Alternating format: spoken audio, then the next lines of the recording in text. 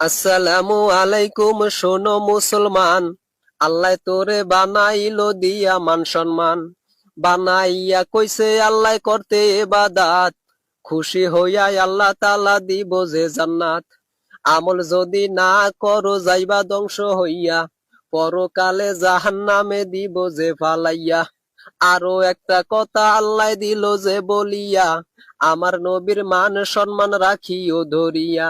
নবী আমার সৃষ্টির সেরা রাখিও মনে, বেয়াদবি করিও না নবীজির শানে।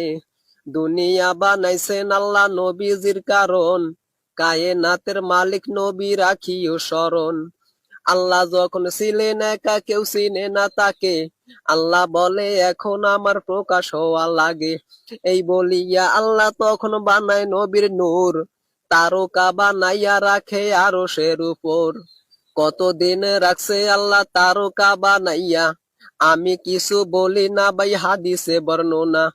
উদিত হইলে থাকতো ৭০,০০০ বছর, ডুবিয়া থাকিতো আবার ৭০,০০০ বছর। এইভাবেতে উঠছে নামছে কত হাজার বার, কিতাবেতে বলে ৭২,০০০ বার। দেখতে শুনতে মানুষ নবী, হাকিকতে নূর। মাটির নবী বইলা তোমরা কেউ কইরো না ভুল। আমার নবী নূরের নবী, মাটির নবী না। আল্লাহর নূরে নবী পয়দা কেন বুঝো না? আমার নবী জিন্দা নবী রাখিও স্মরণ, মদিনাতে কান্দেন নবী উম্মতের কারণ।